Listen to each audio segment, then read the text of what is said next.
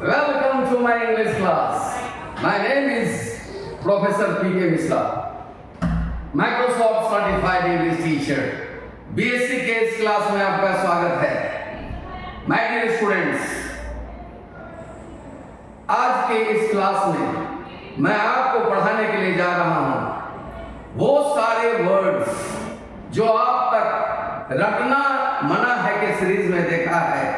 उन सारे वर्ड्स पर मैंने एक स्टोरी बनाया है और वही स्टोरी मैं आपके सामने में इस वर्ड के सारे वर्ड्स जो हैं वो आपके उस स्टोरी में होंगे।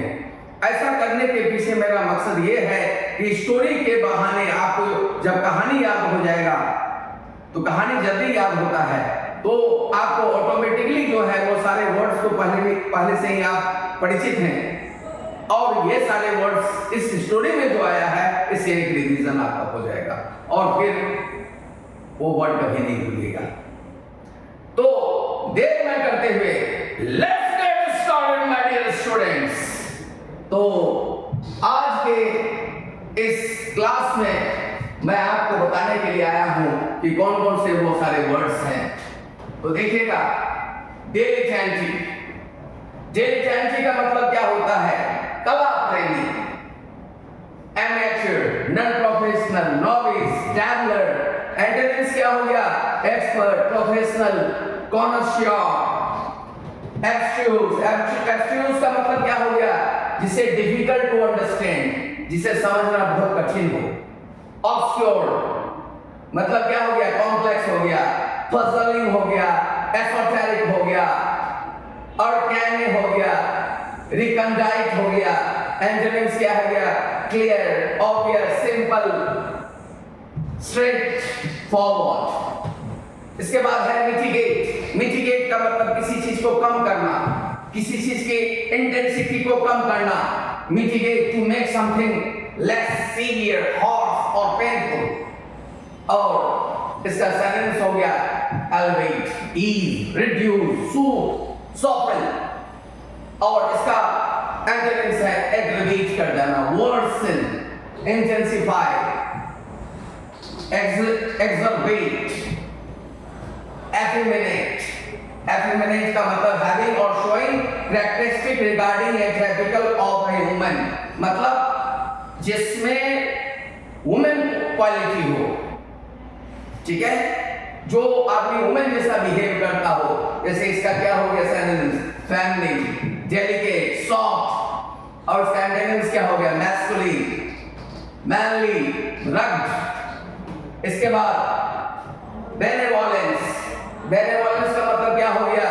The quality of being kind and generous. और इसका सिनोनिम्स क्या हो गया? Kindness, charity, compassion, goodwill.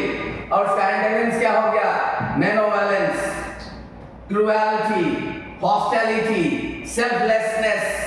तो माय डियर स्टूडेंट्स, देर ना करते हुए मैं स्टोरी आपको स्टार्ट करता हूं। स्टोरी का नाम है रवि द आर्ट लवर।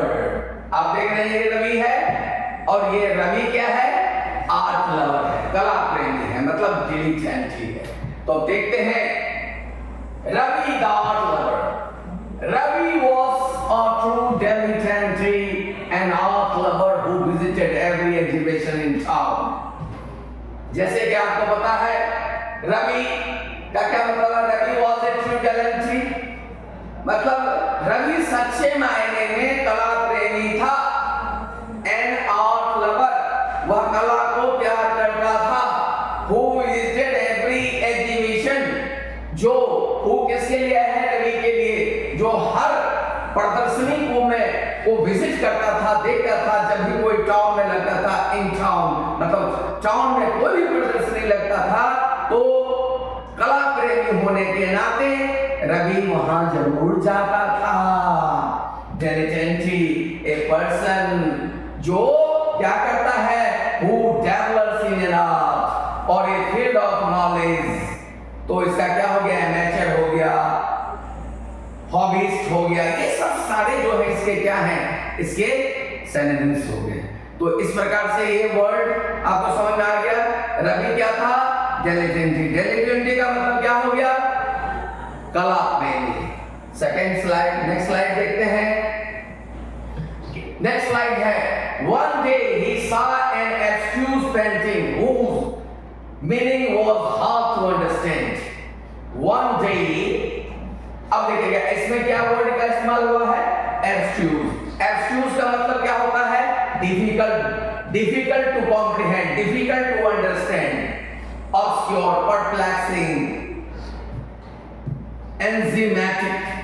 तो one day, एक दिन he saw, उसने देखा an abstruse painting, उसने एक abstruse painting को देखा, ऐसा पेंटिंग जिसे कोई समझ नहीं सकता था, whose meaning was hard to understand, और उस पेंटिंग में जो विषय वस्तु थी उसके मीनिंग को समझना काफी कठिन था, राइट। अब देखिएगा नेक्स्ट क्या है, to mitigate his confusion he spoke to the artist who explained the hidden story behind the work।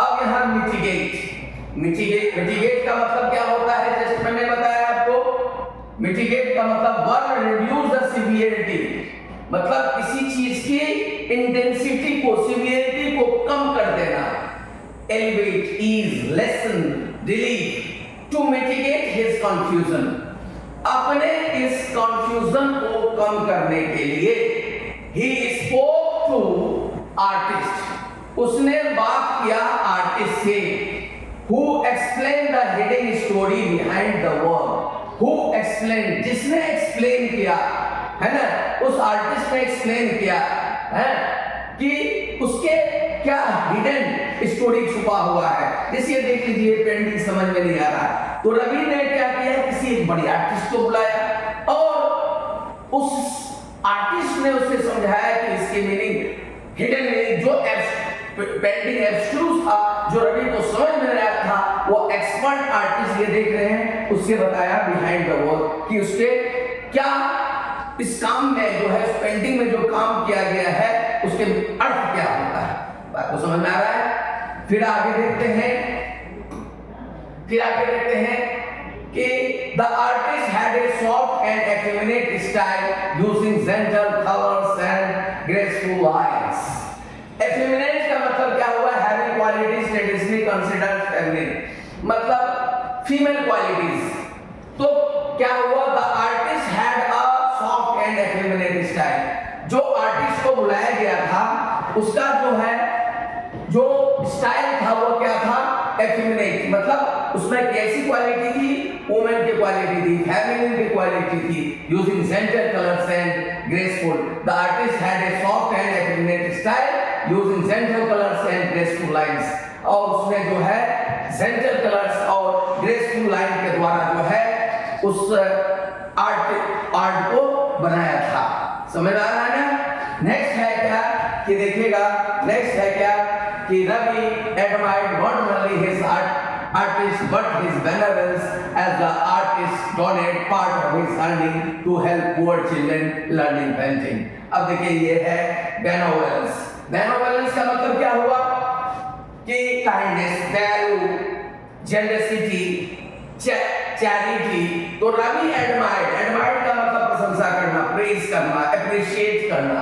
Ravi admired not only his art, Ravi ने न सिर्फ उसके आर्ट को तारीफ करी बट ऑल्सो हिज बेनेवोलेंस, और उसकी बेनेवोलेंस मतलब दयालुता की तारीफ करी, एज क्योंकि the artist donated part of his earnings, क्योंकि आर्टिस्ट ने अपने पार्ट, कुछ हिस्सा अर्निंग्स का, अपने कमाई का जो डोनेट किया to help poor children learning painting, जिससे कि जो गरीब बच्चे हैं वो भी पेंटिंग के ज्ञान को ले सके।